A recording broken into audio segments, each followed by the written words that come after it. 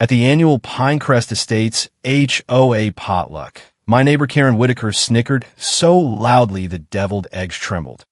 Must be nice to get summers off, Emily, she added, voice dripping that fake maple syrup sweetness she reserved for people she pitied. If you'd aimed higher, you wouldn't be single and stuck in that little starter home with a lawn that looks like it lost a fight. The whole board nodded like trained seals. They thought they knew everything about my pathetic teacher's life. They didn't know about the house deed folded in my tote bag, or the lawyer's call that morning from Richmond, or the bomb I was about to drop between the potato salad and total disaster. My name is Emily Thompson, 35, 8th grade English at Jefferson Middle in suburban Virginia. If you ask the HOA board to describe me, they'd use words like non-compliant, eyesore owner, or their favorite, just a teacher. I live in the smallest house on Maple Lane, technically mine, but according to Karen, it's a threat to property values. The paint is fading on the shutters, the Honda Civic in the driveway has a dent older than some of my students, and my front yard is exactly 2.5 inches of grass instead of the sacred 2. To the Pinecrest elite, I am the cautionary tale, the bright girl who could have been a lawyer or married one if she'd only listened. Karen Whitaker took it upon herself to become my unsolicited life coach after my parents passed. Teaching is noble, she'd coo, making noble sound like welfare. But Emily, honey, you had such potential. Remember when you almost went to law school? Yes, I remember. I also remember choosing kids over billable hours because passion actually matters. Try explaining that to people who measure success in quarterly fines and European tile imports. Her protege Lindsay, board secretary, pharmaceutical rep, McMansion on the Hill, breeze by in linen so white it could signal planes. Emily's still shopping at Target, I see. That cardigan is so teachery. I smiled. The cardigan was new last month, but why ruin her fun? The potluck tables groaned under store-bought casseroles while my homemade lemon meringue sat untouched in the corner. Uncle Dean, Karen's husband and HOA treasurer, held court about his latest golf scores. Still at that same school. Emily, 13 years? God, I couldn't imagine being stuck. Lindsay chimed in. Just last quarter, I got regional manager and a company Lexus. You should see the infinity pool in Aruba. The phone made its rounds. Everyone cooed. When it reached me, I glanced at the filtered sunsets and passed it on. Karen leaned in. It's not too late to make a change. My friend Barbara's daughter got her real estate license at 40 and now clears 6 figures. I help myself to the grayish green beans. I like teaching. Of course you do, honey. Someone has to. She patted my hand like I was slow. Must be nice to get summers off, though. All that free time. I thought about last summer. Teaching summer school, rewriting curriculum, buying my own supplies because the district budget was tight. Yeah, real vacation vibes. Lindsay announced her latest cruise. Dean laughed. Right, Emily? What do you pull in 30 grand? I lied and said yes. It was 45, but they didn't need the truth. Under the table, my bag felt heavier than the entire HOA rulebook. Inside, the deed to my grandmother's Richmond house valued at $400,000, investment accounts at $500,000, and a lawyer's letter that would make Karen choke on her Chardonnay. But not yet. Tonight, I was still Emily the rule breaker, Emily the disappointment, Emily who brought pie nobody thanked her for. Karen built steam. You're 35. If you'd aimed higher, you wouldn't be single and driving that thing. It's not too late, but you need better choices. I sipped water, smiled, and nodded. She beamed, satisfied she dispensed wisdom to poor lost Emily. Conversation slid to kitchen renovations and private school gymnastics. Nobody asked about my students. Nobody wondered why I stayed late grading. Nobody noticed my silence wasn't agreement. It was patience. Dessert arrived. My pie sat untouched while they demolished chocolate cake from Costco. I didn't mind. I had bigger things to digest. The envelope in my bag was warm against my leg. The call had come Tuesday at 6:45 a.m. While I poured coffee. Virginia, area code. Is this Emily Thompson? David Patterson, Patterson and Associates. Regarding your grandmother, Eleanor Whitfield. I nearly dropped the mug. Eleanor existed in family lore as a scandal. My father's mother, excommunicated before I was born for abandoning everyone to pursue a career. She passed last Thursday at 93. You're the sole beneficiary. The room spun. I barely knew her. She knew you, he said gently. She followed your life for 22 years. She was proud. That Saturday, I drove to Richmond. Mr. Patterson slid a folder across his desk. Inside, a photo of my father young, standing beside an elegant woman with my stubborn chin. Your grandmother was one of the first female engineers at IBM. Your grandfather couldn't handle her success, painted her as the villain, turned the whole neighborhood against her. She wrote you letters, one for every birthday, never sent but saved. He cleared his throat. The estate, her house here, $400,000.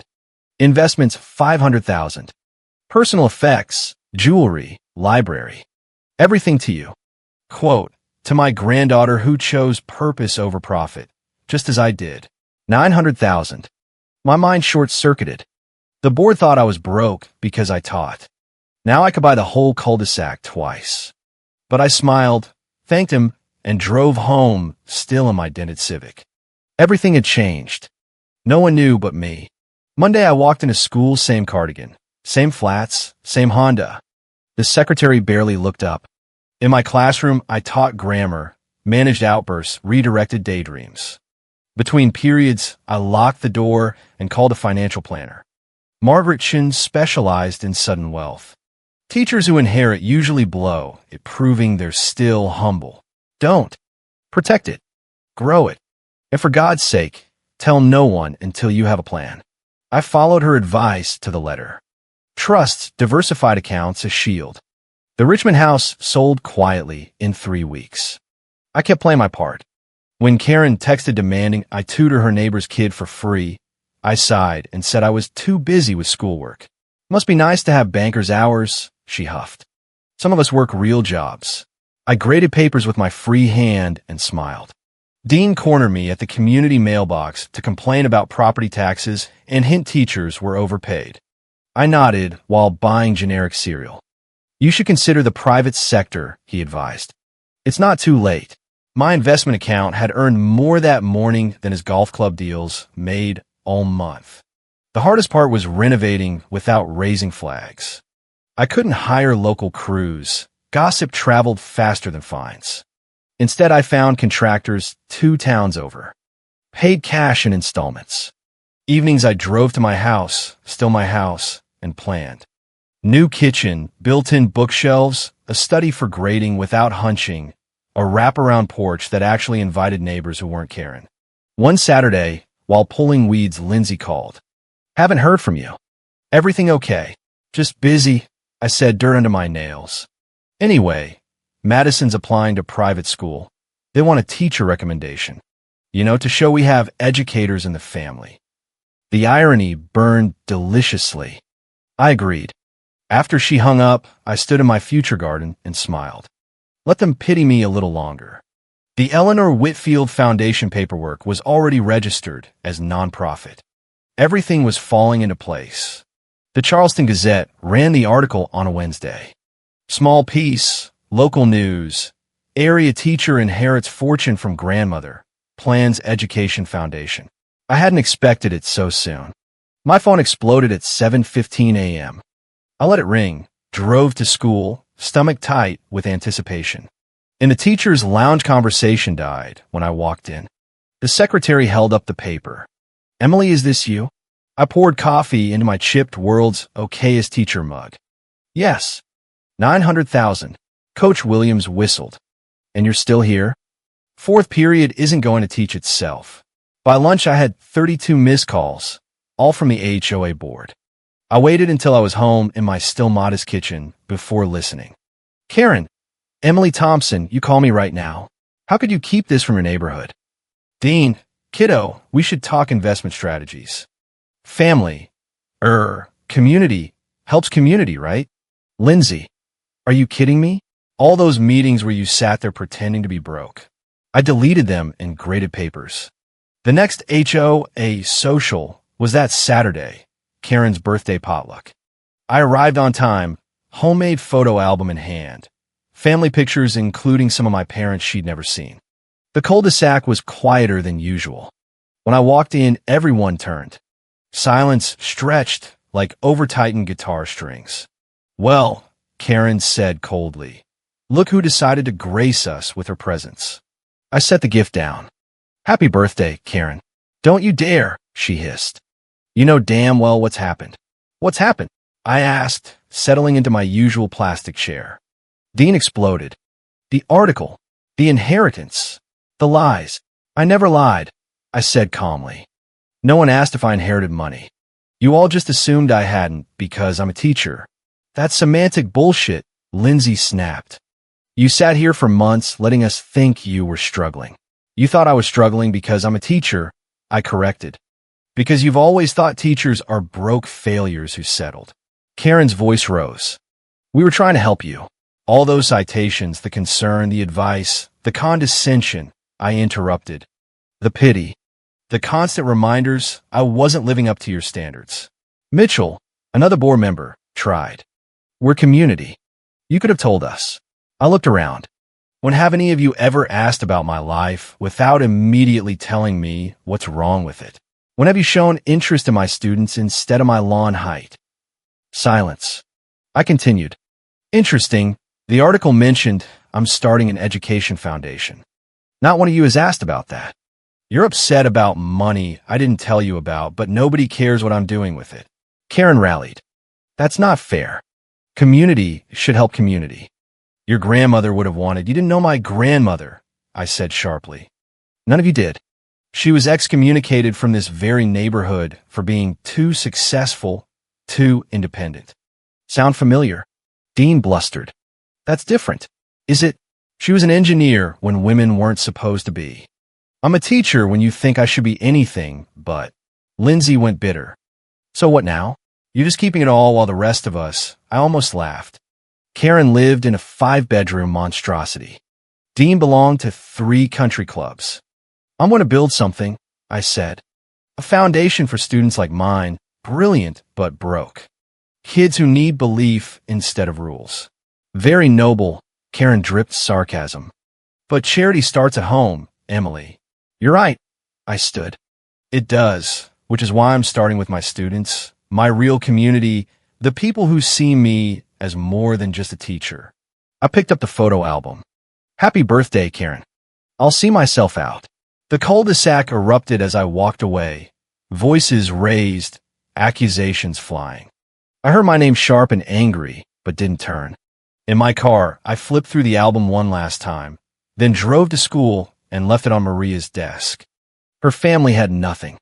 These photos would mean more to someone building a life than a people tearing one down. My phone buzzed all the way home. Group texts, please, threats. I turned it off and made dinner in my little kitchen, planning my move. Soon I wouldn't have to pretend anymore. But first I had one more performance to give. 2 weeks later, I sent the group text. "I'd like to host a neighborhood dinner to discuss the inheritance and my plans. Next Saturday, 7 p.m., Sterling Room at Grand View Hotel." My treat. Responses flooded in. Of course they'd come. The Sterling Room was the most expensive venue in town. They smell money like sharks smell chum. I chose my outfit carefully. Same teacher cardigan, new one, dark slacks that could pass for expensive, everyday flats. I wanted them to see the same Emily they dismissed right until I pulled the rug. The private dining room sparkled, crystal chandeliers, white tablecloths. I arrived early, envelope at each place setting. They trickled in dress to impress. Lindsay in a gala cocktail dress. Karen fresh from the salon. Dean in a new tie. Emily, Karen's smile was plastic. "This is lovely. So generous." "Have a seat," I said. "Please don't open the envelopes yet." Waiters poured wine. Appetizers appeared. Oysters, shrimp, things they'd order to run up the bill. Dean sawed into his fillet. "So, you wanted to discuss the neighborhood situation." "My situation," I corrected. Karen tag-teamed. "The foundation is lovely, but there are tax implications." If you gifted some money to community members instead, I smiled. My financial advisor covered that. Thank you for the concern. Lindsay muttered into her wine. I stood. I should explain my plans properly. The room quieted. Forks paused. First, thank you all for coming. I know the past weeks have been tense. Relieved looks, they thought I was capitulating. As you know, Grandmother Eleanor left me everything. What you might not know is why. I pulled out a photocopy. She wrote, "To my granddaughter who chose purpose over profit, just as I did." That's sweet, someone said carefully. She also wrote this. I unfolded another paper. I leave nothing to the vultures who circled my son after his death, picking at his widow and daughter like carrion. They showed their true colors then. Let them show them again now. The temperature dropped 10 degrees. She knew exactly what would happen when you found out. I continued. The calls, the sudden interest, the investment opportunities. And she was right. Dean started to protest. Please open your envelopes. They tore in eagerly. Faces changed. Inside, a check for $1,000 and a letter. Read them aloud, I suggested. Lindsay, why don't you start? She glared but read. This check represents your share of the neighborhood inheritance. $1,000 is more than you ever offered Emily when she was a struggling new teacher living on ramen and hope. Dean's face purpled, but he read. This $1,000 is more than you spend on flowers for Emily's parents' funeral. Community helps community, right? Around the table, each letter detailed every slight, every citation for lawn height, every mocking comment about my car, every time they ignored community needs for their precious rules. Karen's mentioned the Christmas after my parents died when she'd suggested I skip the potluck because it would be too sad for the children. The checks are real, I said. Cash them or don't. This is all you'll ever see from Eleanor's money. Lindsay started. You vindictive little, I'm vindictive? I laughed. You call me a failure at every meeting for 13 years. You used my career as a punchline. You treated me like a charity case while bragging about your cruises. You were too good to actually help. We're your community, Karen shrieked. No, I said calmly. You're my neighbors. Community shows up. Community helps. Community sees you as more than your bank account when it's empty or full. I pulled out my phone and showed photos. This is Jasmine. She's getting a full scholarship to college through my foundation. This is Tyler. He's going to space camp this summer because of Eleanor's money. This is Maria's family in their new apartment. First month's rent covered. You're giving it all to strangers? Dean gasped. No, I said. I'm investing in people who see teaching as important work, not a consolation prize. I'm building something that matters. You'll regret this, Karen warned. When you need us. When have I ever been able to count on you? I asked. When my car broke down and I needed a ride. When I was sick and needed someone to cover class. When I was 22 and orphaned. Silence. Enjoy your dinner, I said, gathering my purse. It's all covered. Order whatever you want. Consider it my parting gift. Parting? Mitchell echoed. I'm done, I said simply. Done with the meetings where you dissect my failures. Done with the pity and condescension. Done pretending we're a community when we're just people who share zip codes and nothing else. I headed for the door, then turned. Oh, and Lindsay, that recommendation letter for Madison? I wrote her a beautiful one. Told them all about how she comes from a family that values education so much they spent years mocking their only teacher. I'm sure it'll help her application. The explosion of voices follow me out, but I didn't stop. The manager met me at the desk. I'd prepaid for dinner and any damages. In my car, I blocked every single number. Then I drove to my newly renovated house where the porch lights glowed and my future waited free and clear. The first voicemail came at 11:37 p.m., just as I was unpacking books in my new study. I didn't listen to it or the next 15. By morning, my old phone had 43 missed calls. I turned it off, placed it in a drawer, and activated the new number only 6 people had: my principal, financial advisor, lawyer, contractor, and 2 real teacher friends. Email started next. I'd set up filters They went straight to a folder my lawyer would review later. Lindsay tried the school. Mrs. Peterson was a saint. I'm sorry, MS. Whitaker. MS. Thompson is teaching. I can't interrupt class for personal calls. Letters arrived by Thursday. Karen's was 8 pages of vitriol and guilt. Dean included a business proposal for a real estate venture that would benefit us both. I kept them all. Evidence, my lawyer called it. The real circus began when they discovered they couldn't find my new address. The farmhouse was titled to a trust. Utilities in the trust's name. Mail to a P.O. box. Margaret had been thorough. My old landlord called laughing. Your HOA president just showed up demanding your forwarding address. Told her I don't give out tenant information. She threatened to sue. I'm sorry, I said. Don't be. Most entertainment I've had all week. Your friend Lindsay tried bribing me with $100. At school, life continued beautifully. My students didn't care beyond the initial woe-ness. T's rich now. They still groan about homework, needed essay help, made me laugh with 13-year-old drama. Jasmine asked one day after class, "Is it true your neighborhood's mad at you?" "Why do you ask?" "My mom works at the Grandview."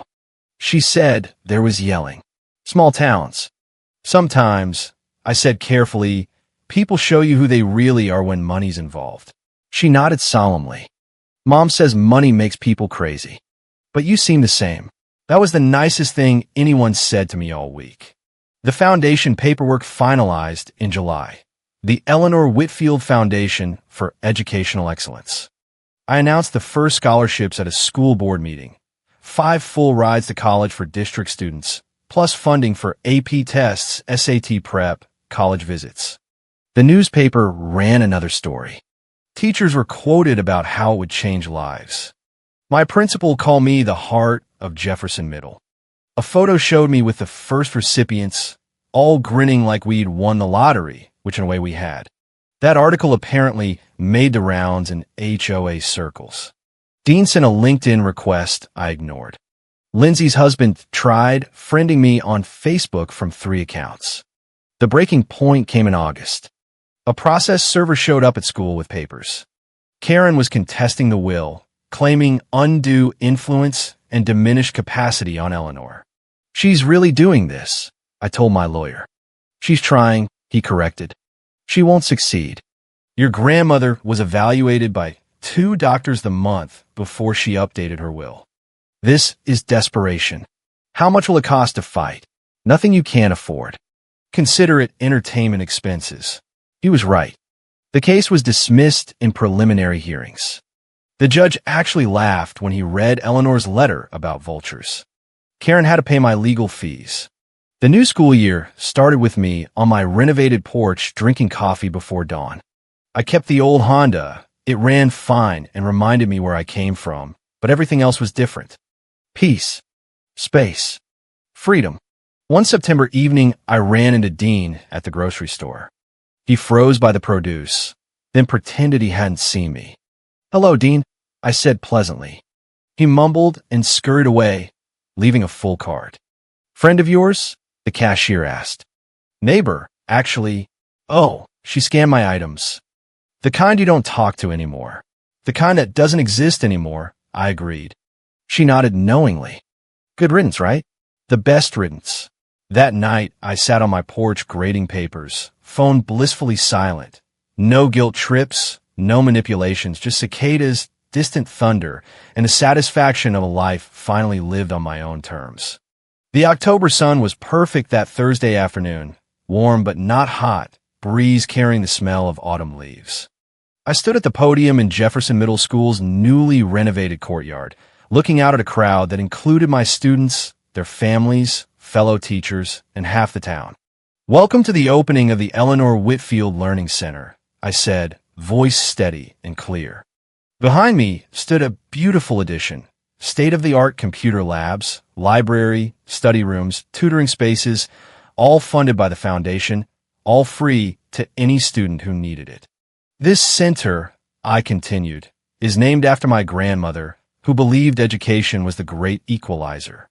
She also believed the best revenge against those who doubt you is a life well lived. Applause rippled. My students beamed. Jasmine held a banner she'd made. Tyler wore his NASA shirt from space camp. Maria's whole family had come, her mother wiping tears. When people ask me why I teach, I tell them about these kids. The ones who work twice as hard for half the recognition. The ones who dream big despite being told to aim small. The ones who know a good teacher can change everything because they're living proof. More applause. Local news cameras captured it all. This community believed in me long before my neighbors ever did, I said, meeting the camera directly. I'm just giving back. I cut the ribbon with oversized scissors. The crowd surged forward to explore. A Gazette reporter pulled me aside. Ms. Thompson, there are rumors your HOA has been less than supportive. Any comment? I smiled. Community isn't always the people who share your zip code. Sometimes it's the principal who fights for your programs. Sometimes it's the janitor who unlocks your classroom at 6 a.m. so you can tutor. Sometimes it's the students who remind you why you chose this path. And my former neighbors? I wish them well. The truth was I hadn't heard from them in months. The block numbers had finally given up. The letters stopped. The flying monkeys they sent had been turned away. They'd moved on to other dramas, other scandals, other residents to dissect over store-bought casseroles. As the celebration continued, my phone buzzed. Not family drama. This time from one of last year's scholarship recipients, now thriving in college. Saw the news coverage. You look happy, Ms. T. Thanks for believing in us when no one else would. I tucked the phone away and rejoined the party. My principal was showing off the new technology. Parents signed kids up for after-school programs. The mayor made a speech about community investment. Ms. Thompson, a voice called. It was Marcus, the chemistry teacher I'd dated briefly. He was there with his new girlfriend, both grinning. This is incredible. You did all this. Eleanor did, I corrected. I just pointed her money in the right direction. Same difference, his girlfriend said. You could have done anything, bought a mansion, traveled the world, retired early. I did do something, I said, gesturing around us. I invested in futures. As the sun set over the suburbs, painting the sky pink and gold, I stood in my grandmother's learning center and felt her presence. Not the bitter woman the HOA had painted her as, but the visionary who'd written letters to a granddaughter she couldn't meet. The woman who'd saved not just money but hope. A little girl tugged my cardigan, one of my new sixth graders. Ms. Thompson, will you help me with my essay? Of course, I said. That's what I'm here for. She dragged me to one of the new study rooms, chattering about her ideas. Through the window, I caught my reflection. Same practical clothes, same sensible shoes, same teacher who'd sat through all those HOA meetings being called a disappointment. Only now I was exactly where I belonged. No apologies, no explanations, no looking back. Just a teacher with a calling, a fortune put to good use, and a life that was finally, completely, unapologetically mine. The best revenge wasn't the money or the foundation or even the satisfaction of walking away. It was this, standing in a room full of possibility, surrounded by students who saw me not as just a teacher, but as someone who could change their world. Because I had, and I would. And that was worth more than all the HOA potlucks in the world. Thank you so much for listening to my story. I'd love to know where you're listening from. Please share in the comments below so we can connect if this story resonated with you. Don't forget to subscribe to the channel and share your thoughts. Your experiences and perspectives make this community special. Continuing directly from the previous section to reach exact narrative closure while maintaining the required word count and seamless flow. The center's grand opening became the talk of the suburbs for weeks. Local TV ran segments. Parents emailed thank yous. Even the school board passed a resolution naming me Educator of the Year. Karen and her crew tried one last desperate move. They circulated a petition to protect neighborhood values and demanded the school return any misappropriated funds. The petition gathered exactly 7 signatures, all from the same cul-de-sac. It died quietly. I kept the old Honda. It still had that dent and the same rattling radiator, but now it parked proudly in my renovated driveway without a single citation.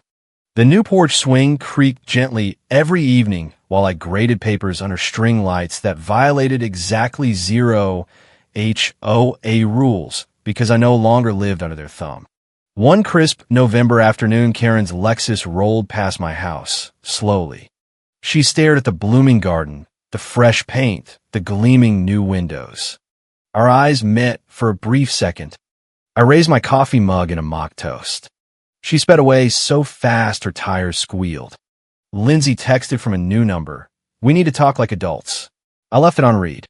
Dean tried the community Facebook page with a passive-aggressive post about certain residents forgetting where they came from. The comments section roasted him for 3 days straight. Even former neutral neighbors had had enough of the tyranny. The foundation grew faster than I dreamed. We added after-school coding clubs, mental health counselors on retainer, and a college application boot camp. Tyler came back from space camp and gave a presentation to the whole school wearing his NASA shirt. Maria's mother hugged me in the hallway and whispered, "You gave my daughter a future." Jasmine wrote a poem about the center that made me cry in my car again, this time happy tears. Every time I walked through the learning center, I felt Eleanor's presence stronger. Her letters, now framed in my study, reminded me daily, don't let them make you feel small for choosing meaning over money. Now, my dear, you can have both. I had both, and I was sharing both. Small-town gossip eventually shifted. The HOA board held an emergency election. Karen lost by a landslide to a young mom who wanted sensible rules instead of ego trips. The new board immediately repealed the most ridiculous ordinances, the 2-inch grass mandate, the car color restrictions, the ban on visible holiday lights before Thanksgiving. Pinecrest Estates actually started feeling like a neighborhood again. I still taught 8th grade. Same classroom, same chipped mug, same cardigans. The students never treated me differently. If anything, they worked harder because they saw what one teacher could do with belief and a little help. Marcus and his girlfriend brought their kids to the center's holiday open house.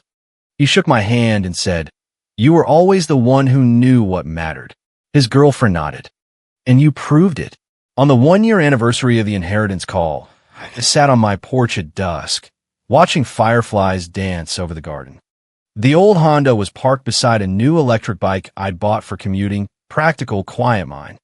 My phone, new number only, buzzed with a text from the foundation accountant. Another scholarship awarded, another family's rent covered, another kid's future unlocked. I thought about the woman I used to be, the one who sat through potlucks, smiling while they dissected her life. That woman was gone. In her place stood someone who understood the best revenge isn't loud or flashy. It's quiet, steady, and built to last. It's a learning center full of laughing kids. It's students who believe in themselves because someone believed in them first. It's a life lived so fully that the people who try to shrink you simply fade into irrelevance. The cicadas sang. Distant thunder rumbled. I raised my coffee mug to the stars and to Eleanor. "We did it," I whispered. "We chose purpose, and we won." Somewhere across town, Karen was probably polishing her clipboard, issuing another pointless citation to someone else. Let her. My lawn was perfect now, not because of rules, but because I finally had the freedom to make it so on my own terms. And that, more than any fortune, was the sweetest victory of all. Thank you for staying with this story through every twist. If you've ever dealt with an HOA Karen or neighborhood bully, drop your story below. I read every comment. Hit subscribe, share with someone who needs to hear that patience and purpose always win in the end. Until next time, stay unapologetically you.